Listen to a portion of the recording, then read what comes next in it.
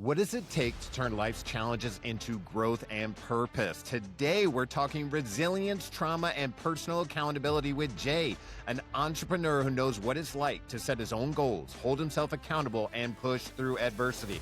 Welcome back to Shit Creek Survivors, where we share stories of resilience and tools for resilience. When I looked at your description, first off, I need to learn more about podcasting, so I might actually kind of hit you up on the side about this. Is no complaint. I was worried you'd get on here and be like, "Oh no, what did I sign up for?" I can tell you some stories, but this isn't one of them. This is the good stuff. Good deal. Great. And so I saw that you grew up with in an Army family. I'm an Air Force brat. Air Force brat. Okay. Air Force brat. Brother's a retired Marine. I went and did my Army thing after the high school and all that stuff. So short stint in the 90s and whatnot. But we covered all branches except for the Navy. But I guess my uncle was in the Navy. I don't know the guy. So yeah. I had two different Air Force neighbors when I was in active duty in the Army. One in Fort Leonard Wood, Missouri, and one in Heidelberg, Germany. They both got extra money a month for living in substandard living conditions because they were living in Army housing. Base housing and substandard, huh? I grew up on that stuff. Yeah. Whatever, man. Well, no, your Air Force's base is probably better than the Army base. I'll tell you what. Well, no. Anyway. We're rabbit holes there, dude. That's a whole other podcast. That's probably true, too. Well, again, it's an honor to have you on. And what I've noticed that, we all have our own kind of walks in life where we feel like maybe we're in the dark in some places. And a lot of times you feel that in recovery. But I noticed even in taking on a new challenge, a new goal, such as podcasting, such as wanting to get out there and help people, a lot of the initial part, and I'm guessing you went through a lot of it, is you kind of feel out there alone in the dark, and you're kind of having to take this journey through space. A lot of people can't see it for you. They don't understand where you're going. They see who you were. They don't it's hard for them to see who you're going to be. I'm still trying to figure it out, dude. I'm still feeling my way around the dark a little bit. but it seems more light than it was 5 years ago, but here I am. So yeah. There we go. But 5 years? I've been doing this since 2017. It's podcasting, I mean, and long story short, my wife and I moved from the West Coast to the East Coast because of her job. And I had a job that allowed me to work from home, which I still do. I own this company, Exponent USA. So I'm able to stay home with my kids, so to speak, and, be around for all that, and whatnot. But we moved to this small town called Hagerstown, Maryland. It's like an hour and some minutes outside of DC, Baltimore, right? It's podunk, you know what I mean? Whatever. But I figured I got to meet people here. So I went out and I joined the Chamber of Commerce. And I got to meet, I'm still part of it too. I've moved away from there since, but I figured what better way to make friends than to get some microphones and stick it in their face and start podcasting, right? Because I asked the Chamber, 2017, I said, they were still sending people to a local AM radio station to get interviewed on. Like, that was a big deal. I go, it's 2017, man. I go, Joe Rogan, Adam Carolla, Bill Burr, everyone's starting to do the podcast thing. And I asked them if they wanted to do one. They kind of poo-pooed on it. So I said, screw it. So I started podcasting myself. And one of the chamber reps was nice enough to help get me some guests to interview. He knew what I was trying to do. I was on my own. Right. And I've been a DJ since 1989, but when it came down to all the audio stuff, I'm no expert at all. I'm no audio engineer. I got the most basic mixer and the headphones and the mics, and I just started doing. It was all audio until COVID. It was all audio until the lockdown. But I started doing it. I started meeting people, and it was a fun time. The nickname for the city of Hagerstown is Hub City. It used to be the big train hub in the East Coast way back in the day, the glory days in the 30s and 20s and all that. So I locked down the name and got the website called The Hub Show, and it took off. And we just had a good time. A lot of people kind of gravitated to it because no one else was doing anything like that around here. And I made some friends, a lot of, for better or worse, people came in and out of my door to get to know these people around this small town. It's a small town mentality. But that's when I started learning the podcast. And like I said, COVID hit and the pandemic, and I had to learn how to turn the cameras on. Everyone started doing it. Adam Carolla did. Everyone started turning the cameras on. It became a whole thing with YouTube. So we did something local again. We went live streamed on Facebook every Monday, Wednesday, and Friday. When this is like like literally 5 years ago, in the summer of 2020, we had city council members on. The mayor came in. It was a good time. We were going live, just winging it. You know what I mean? I learned a lot. Learned about all the technical part. I was doing the technical while I was hosting it, so I'm over here pushing buttons and got the head. And we were live streaming, so we had to watch what we say and all that stuff. It was a fun time. But I kind of like let it go in 2021, stopped doing it. And I have all this gear for some reason, but I'm getting back to doing it. And I got my own thing in the works called Jay's World, the Jay's World Show. So I'll be interviewing people like yourself and other business people. I want to get more deep. And I'm kind of doing this solo now, which is probably the best bet. Just go out here on my own and do it by myself. Like I said, I had a little team for a while that people come and go. You know how life is. And you bump heads with some people and this and that. But otherwise, it was a great experience, good times. But I learned a lot. And now I'm getting ready to jump back into it. So there's that. Yeah. Yeah. So what gets a person like you, because we're trying to crack the code on what makes these individuals different. People who will walk into something that's unknown, and most people won't even step into that pond, and you just kind of go for it. Have you always kind of been like that? Like, it's just like you don't, let yourself pause or anything like that? I mean, there's lots of things I wish I had done and done different. That's life, right? That's how we are. It's hindsight. But, being a military brat, I was a new kid a handful of times. How that goes, right? And then I have no problem walking into a room with people I don't know and just breaking the ice with somebody in there, and starting conversation with them, because I grew up kind of having to do it. You know what I mean? Yeah. Just that. Being in the military too. I mean, you all remember your first day of boot camp. Remember getting on the bus and off the bus? You didn't know anybody. These are guys. It's a melting pot, right? Guys from all over the country. Now you're all getting screamed at. You're all in this. A little distracted by the yelling and push-ups and drop your bag, pick up your bag, drop your bag, pick up your bag.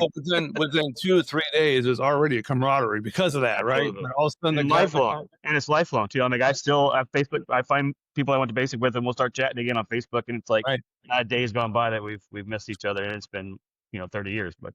Yeah, same here. Not a day's gone by where some new memory about it pops in my head I haven't thought about. I went in. I graduated high school in 91. I went in. I was 91 to 95 active duty. My whole senior year was Desert Shield, Desert Storm. So, it's weird. When I joined, the thing was still going on. So I was giving hoo-ah for all that, for signing up during the war or whatever. And then, but my first active duty station was in Korea, in Camp Humphreys. And I served with a lot of people who had come back from that. Some guys, weren't so happy about it. They came home from that after 8 months, 9, 10 months over there and got orders to Korea. Some of these guys had families and stuff. So I saw all kinds of drama about that. You know what I mean? But, it's just crazy world, crazy times, man. Well, I was right behind you. I graduated in 91 as well, but I waited a little bit. I was trying to do photography with the Navy, and then I ended up taking the ASVAB for the Coast Guard. And an Army recruiter got me coming out after that, and the rest is kind of history. I went in 94. I did 91, 95 active, 95, 99 in the National Guard, which I wish I hadn't done because it's time consuming. Meaning, I moved out to LA to get into the business and started doing the acting, and I started doing extra work and trying to get into that business, right? And it's a slog, man. I'm a young guy. I'm 22, 23 years old. And I get, they got this, they need extras this weekend for blah, blah, blah. Like Robert De Niro's going to be part of this movie. You want to be in this, blah, blah, blah. Ah, shoot, I got drilled this weekend. There's a lot of that. I was like really, really regretting that decision, but only because it was getting in the way of some things. You know what I mean? Yeah, conflicted with your interests. Very conflicted with, trying to get on with life. You know what I mean? But I did it. I finished my 4 years in that. But then it's funny you mentioned the Coast Guard because in 2000, I don't know why, I saw that movie, The Perfect Storm. Yeah. I was nuts by that shit. I almost signed up and joined the Coast Guard, man. But now we're kind of. Isn't that the one where they drown in the boat? Yeah, that scared me from being on a boat for a while. Of course, Mark Wahlberg, they're out there fishing out there in Gloucester, Massachusetts. There, yeah. So, yeah. That's we're funny. Baffled, so man, this is the rabbit hole we're going down here, dude. Right. That's okay. That's part of it. This is what this is. Man. Well, there's no structure. We're just bullshitting. Now, what's something that's interesting though is that you saw that movie, and it intrigued you to go into that situation to help the people. You know, so that's a differentiation between some people and others. Some people are like, never, ever would I. You're like, maybe I should sign up for the Coast Guard, you know?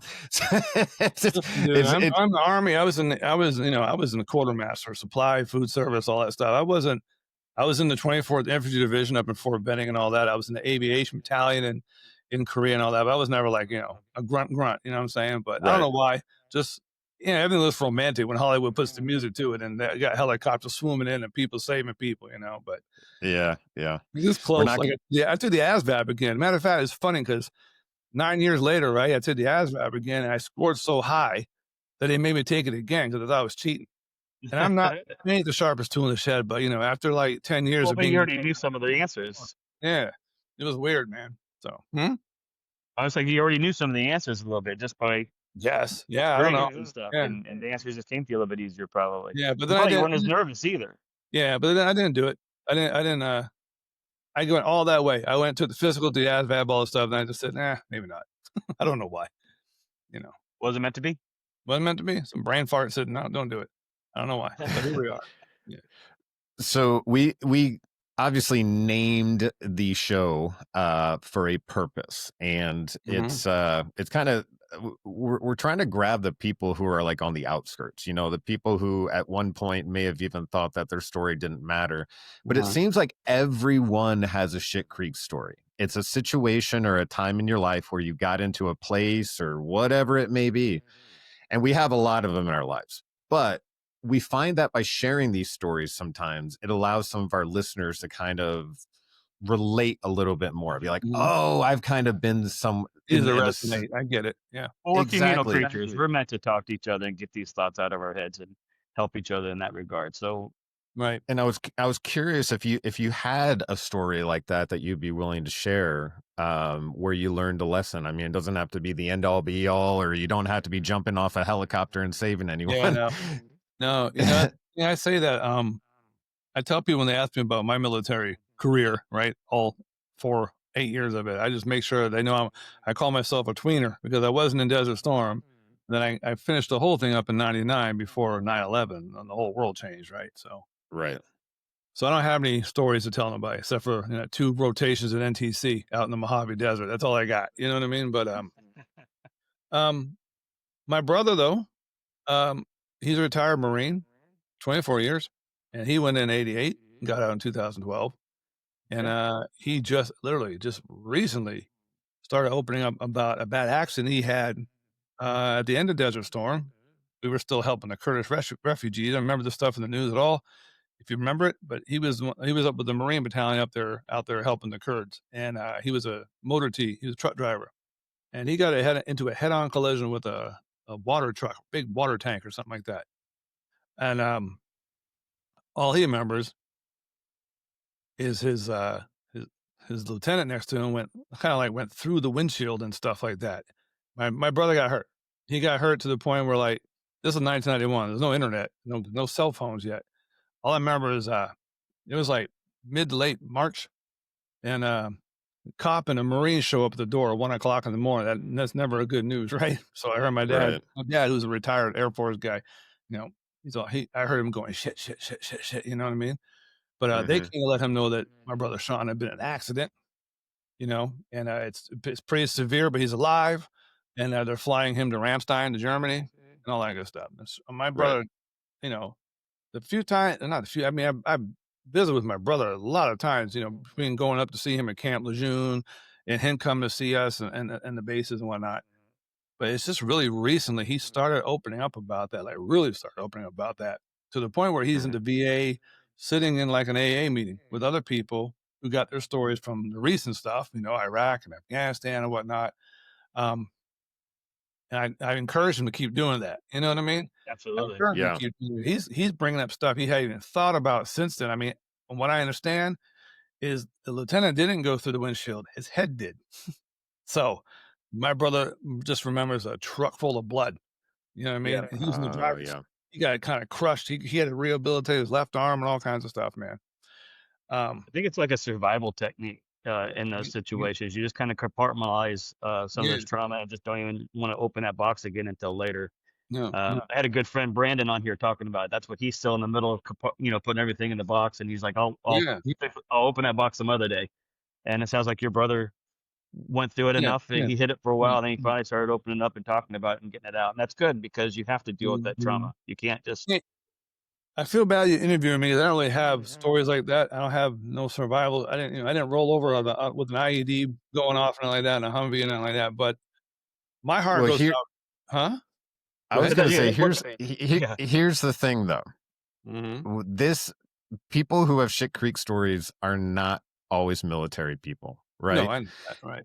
Anybody can have a story. So I know that you took the time and walked into the darkness when you set up all this, like your company, right? Like the Yeah. company you have behind you. That takes some cojones right there, right? Most people won't take that leap and especially keep going with it, right? Yeah. Mhm. So that's really that's resilience right there. Right. So I'm guessing there are many times in your life where you found yourself in a situation and you were like, you know what? The only way to get myself out of this is pulling my boots up. You know what I mean? Like Oh, 100%. figuring it We're talking out. about This is about. work-wise, yes. It's a roller Yeah. coaster ride when you work for yourself, man. Trust me. I'm figuring that out right now because no one's really telling you what to do. You're having to make conscious decisions on a daily basis and believe in it. Oh yeah. And then you've got social media. There's like 5 million people telling you 5 million different ways to handle it, how to do it. It's crazy, man. A lot of noise. Right. Exactly. And it's like they're yelling those things from the stands while you're in the arena actually in the fight. So, it just seems kind of not stressful sometimes, but you just got to be able to be. I know I still have it, but it's starting to lose it up here. But yeah, I'm getting there. That stress is amazing, isn't it? Stress can hurt, it can kill you. It can, How did you find the discipline to keep going in your endeavors? Is that something that just programmed into you, like you said, from a early beginning? Because I know that feeling. We would move around a lot. My dad was in the DEA. So I was born in London. Then we moved to Turkey. Really? Then we moved to St. Louis. And then we moved to Curacao, which is off the coast of Venezuela, part of the ABC Islands.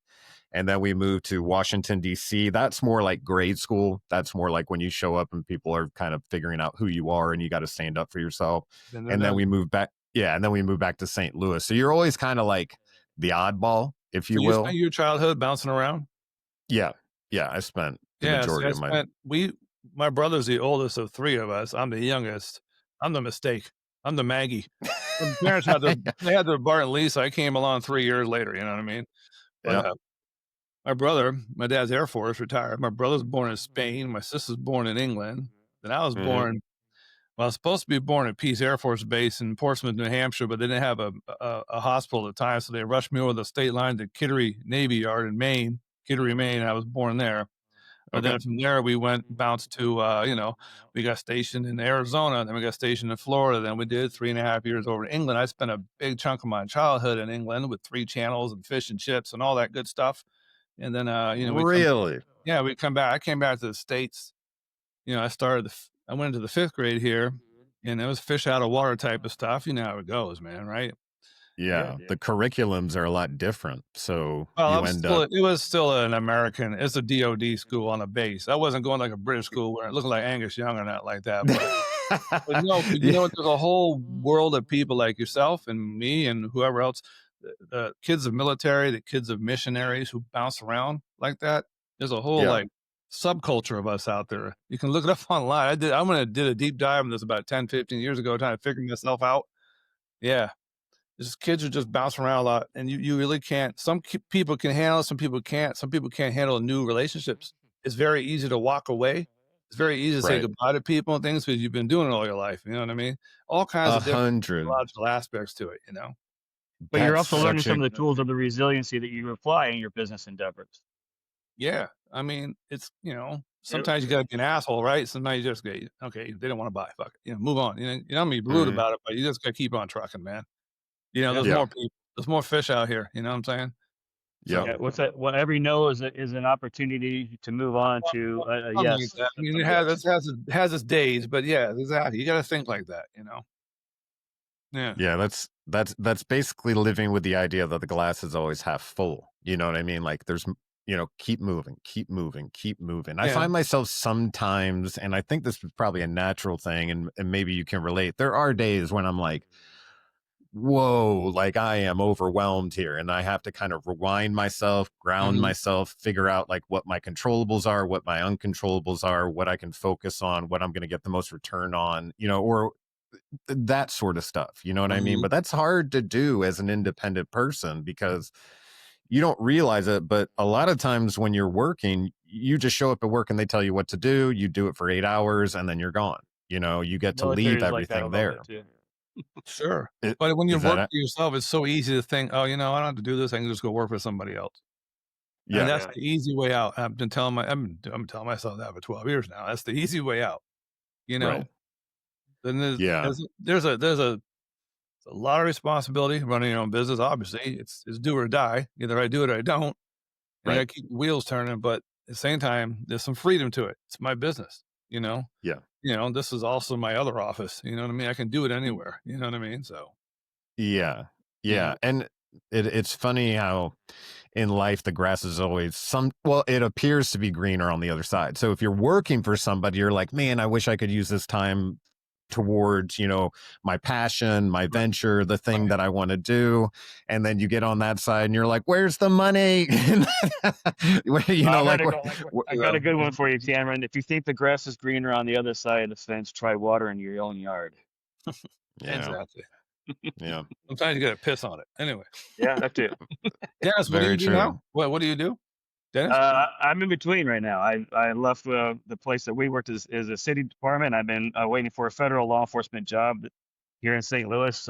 They had some problems with the new building that they're building, and they were on a hiring freeze. But I got a call from them actually a couple weeks ago that they were going to lift that hiring freeze. So I should be hearing some news in October. Looking good, huh? So Okay. yeah, I've just been going to the VA, taking care of myself that direction. Got my ratings, so I get a little bit of monthly stipend from that, and then we're not horribly put off right now, and I got a good sugar mama that's taking care of me, and There you so go. See? Yeah, yeah. That's good stuff. Yeah, so I mean back to what we are talking about though. I mean, like I keep my ear to the ground though still as a veteran and as someone who's been kind of connected to the military all my life. I remember 9/11 happens and we go into Iraq and Afghanistan and those messes and whatnot. And I checked in with my National Guard buddies, and some of them went over there. Some of them just wound up doing airport duty back in the day. Remember 9/11 was all airport guard and everything. My brother, though, he did Iraq, he did Afghanistan, did both of those.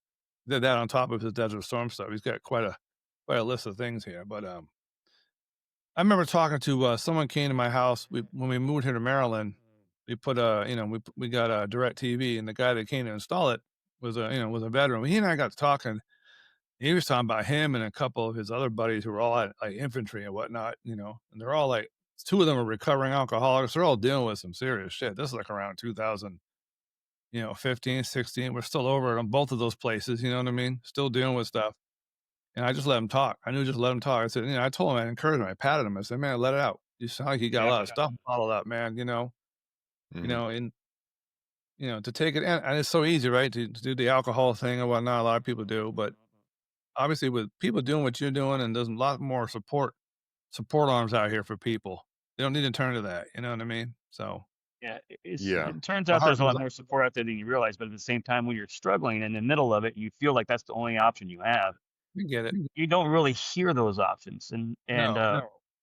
it's such a weird rabbit hole to get caught into itself and negativity. But really, we're communal creatures. We got to talk to each other.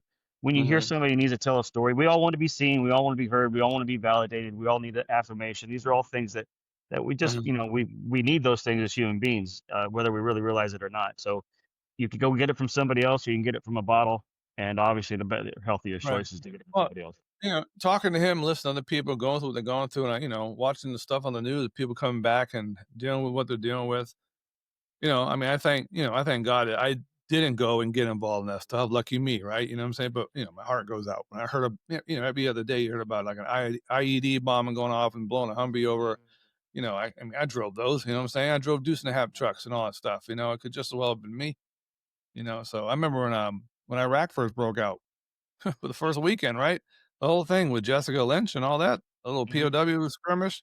That's quartermaster. That was a supply team. That could just as well have been me, And that was 10, 12 I was years gonna say after. that earlier. Don't sell yourself short just because you were in a quartermaster. You still went to the gun range, and No, you still would that's go. what I mean.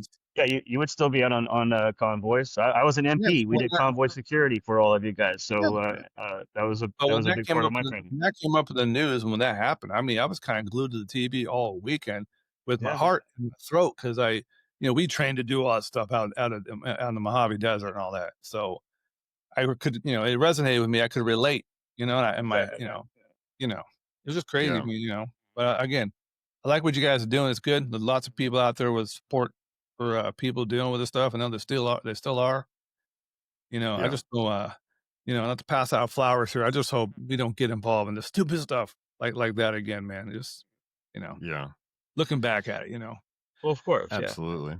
Hindsight, And 2020 on all Oh, that. look what it does, man. You have a whole generation of people, soldiers, and people coming back with issues, man. We look back at the reason we went and why we shouldn't have gone, and it's like, was this worth it? It doesn't Right. matter to people down the road from me in DC. It ain't their kids going, ain't their brothers and sisters going. You know what I mean? So that's Right. all. I'm not saying kumbaya. I'm just saying, that's where my head's at the last bunch of No, years.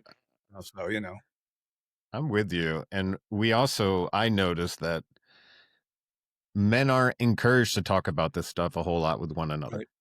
Right. And Dennis and I found out by kind of rolling around in the car for 12 hours, shift after shift after shift, eventually something will come up that was bothering us. And we were able to just, if anything, listen, just lending an ear. Sometimes the presence of ministry can go a long way. And again, I went to these AA meetings. Again, I at first was like, I don't belong here. This isn't for me. Someone said, I have an allergy to alcohol. I was like, that's it. I have an allergy to alcohol. Someone said, find a higher power. I said, you go find a higher power. I'm doing this. I'm going to get sober. And that's it. That's all I need. And I ended up struggling, trying to do it my own way. And I just kept hearing these stories of these gentlemen, because I would go to men's meetings and they'd be like, nothing changed until I hit the ground and asked for help. And I'm like, no, heard it again. Nope. Heard it again. Nope. And then in my private time, when I was at my worst, I hit my knees and was like, Lord, if you're there, I need some help. Like I'm dying here. And then all of a sudden things started to get better because I cracked the door to something that I didn't even really believe in, but because I heard other people talking about it, I was willing to. I was desperate enough. Yeah, something resonated with you. That's what it is, man. Yeah. And I was willing to do that on my own. And then all of a sudden it worked. And I was like, oh shoot, so this actually works. And I know other people who've gone into the AA program and who have literally come to me and been like, this should be like forced curriculum to people in high school. It should be like, right. Yeah.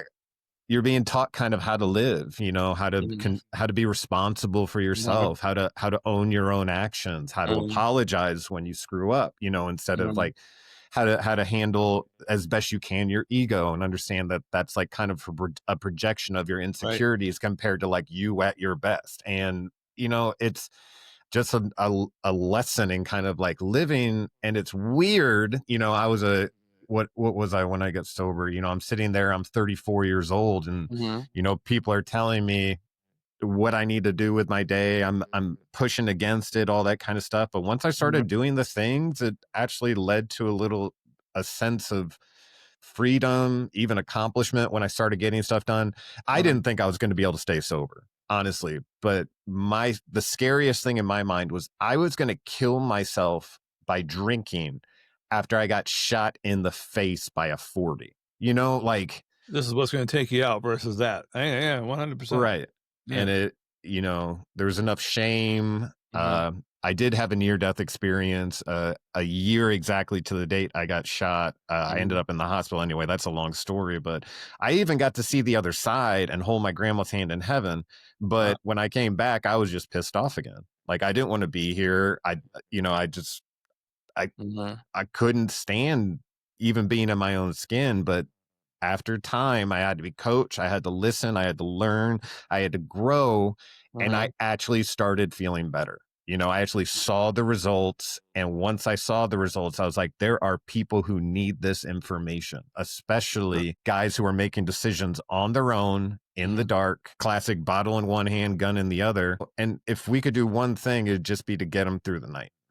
So tomorrow that they can make a clear decision and maybe they can talk to somebody. Yeah. It's even been shown just by talking to someone for 8 minutes, not even about what's bothering you.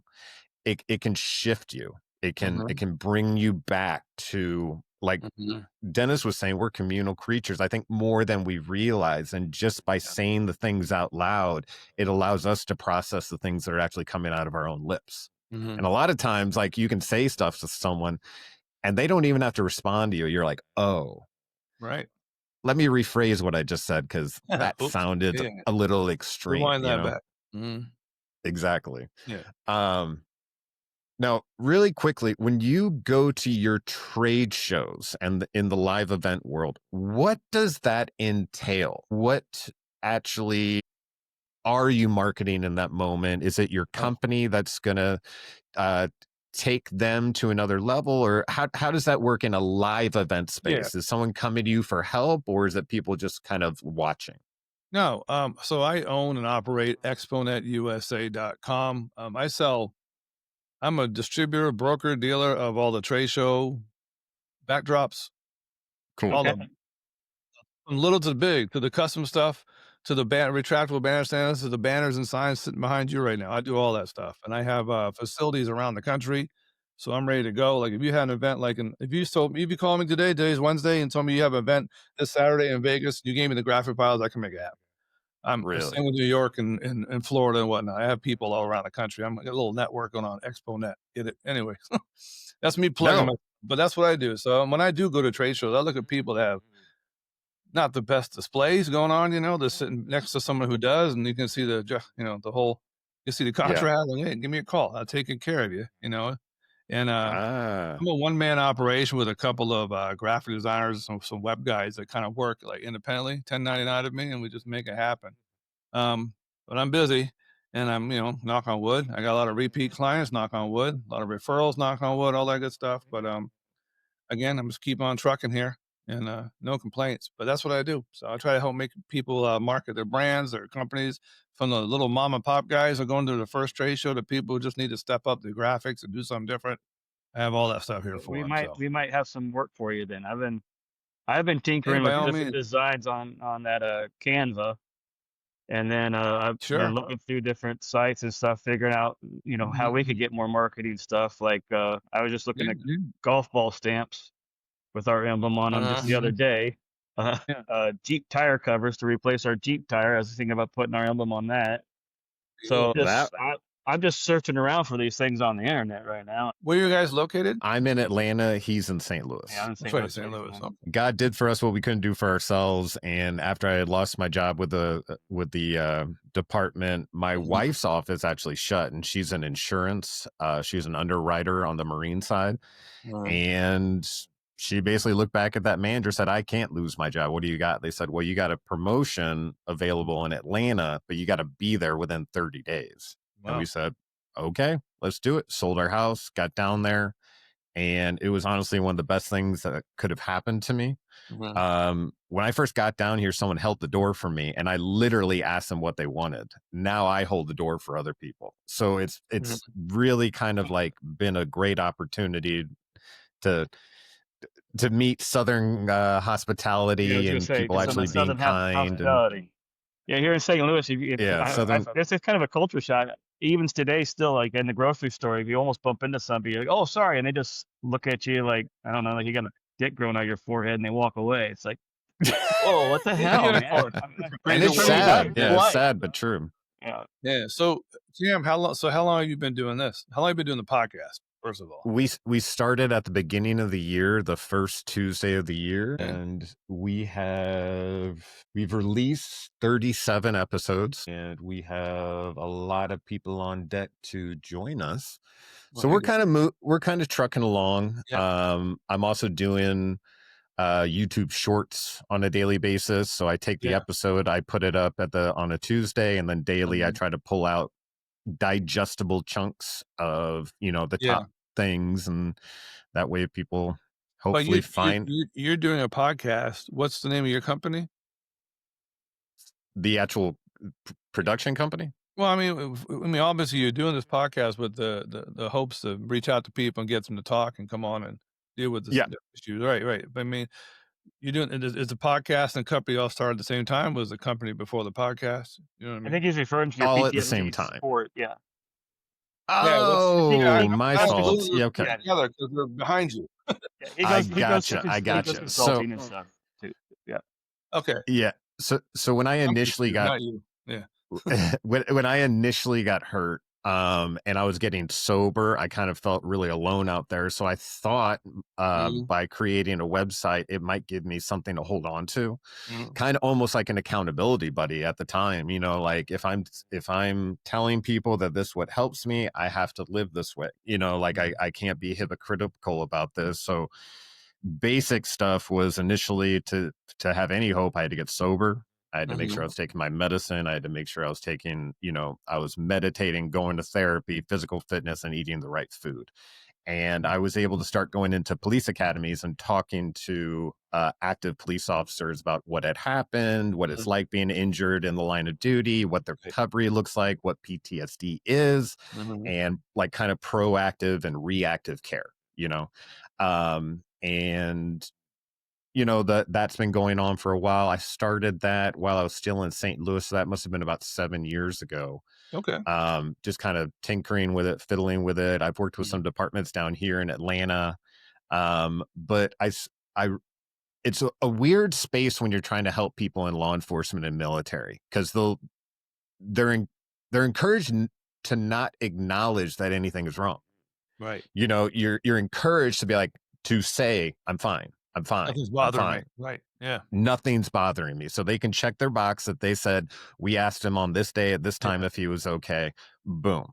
So it's hard to show up at a department and be like, hey, I've got this information about PTSD, because they don't want to put it in front of their guys and worry that they actually do have it. They don't even want to really acknowledge it. And it involves money, and money's tight when it comes to It's departments. money is more work. Right. Yeah. Exactly. And more accountability. So what we just decided to do the year prior to starting, my dad passed away, and I hadn't seen Dennis in a long time. So we ran into each other at his service, Mhm. and I had been contemplating this idea. And when I ran into him, it turned out he was actually on his own journey. He was no longer in law enforcement, and he was trying to kind of process what had happened and kind of Yeah. figure I put out. off going to the VA the whole time I was in law enforcement here in St. Louis, because I Mhm. was worried, and probably rightfully so, especially with the way the news media works around here, that if I ever got involved with a shooting, even if it was completely legal and righteous, if it leaked out that I had PTSD from going to Iraq, then it would just blow up and get could be Right. blow up. Good pun there. Uh, and get bad for us and be a bad thing. And then there's also that macho thing that we always do as men, like I don't need it, somebody else needs it more than me.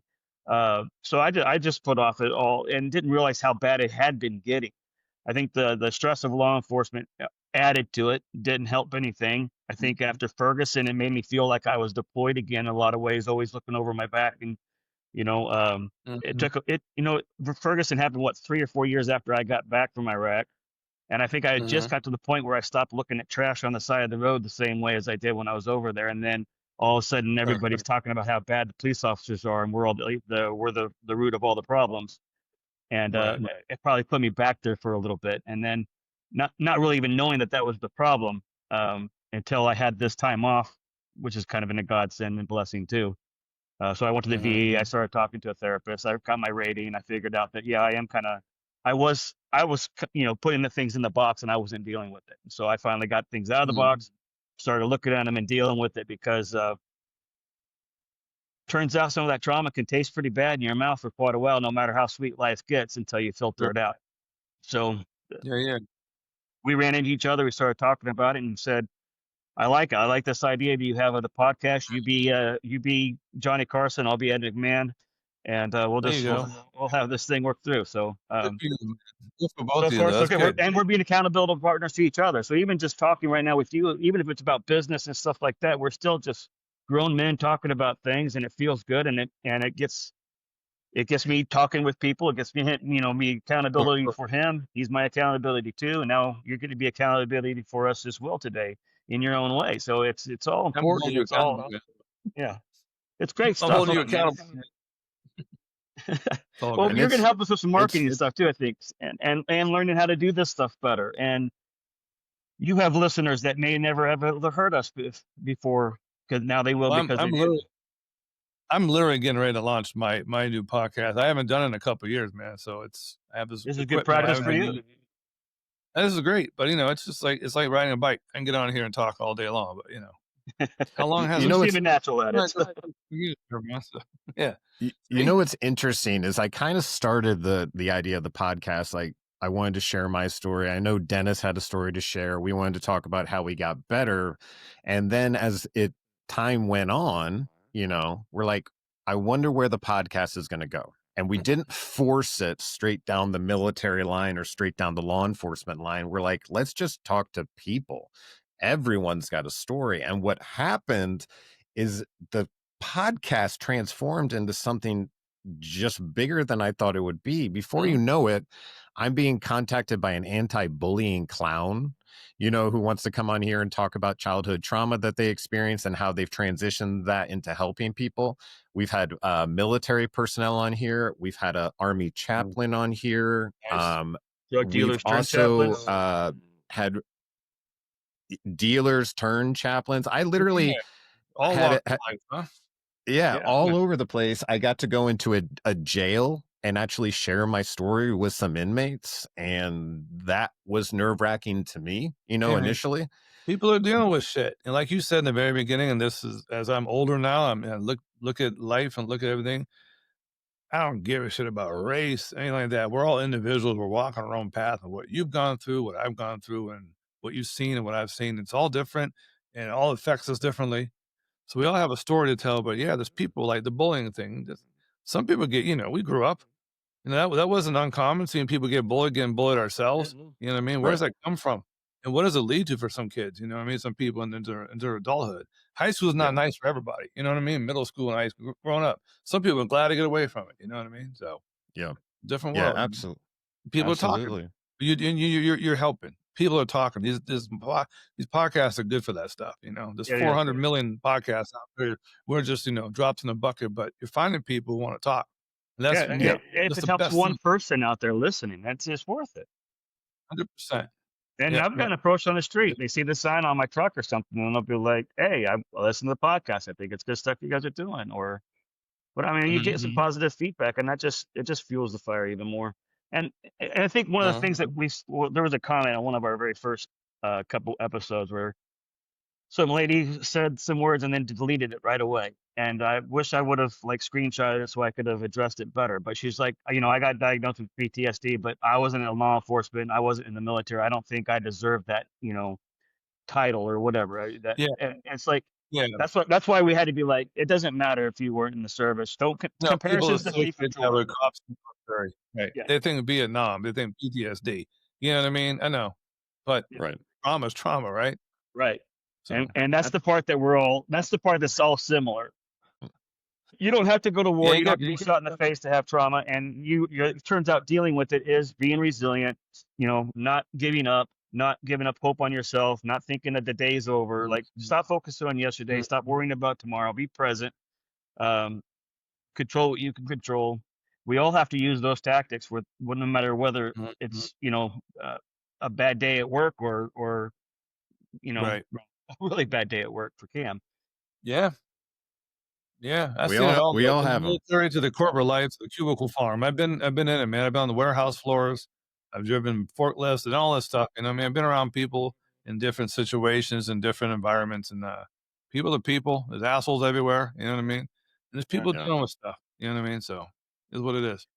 And I'm learning more that I can be one of those assholes. Well, you have to be sometimes, man. I spent I spend my time finding these assholes and pointing them out, but then I'm like, I'm being an asshole. You know what I mean? So it's all this talking helps you look at yourself a bit too. You know what I mean? Yeah, absolutely. And that's the hope. Thanks for listening to today's conversation with Jay. Remember, resilience isn't about never falling. It's about getting back up, learning from the journey, and holding yourself accountable along the way.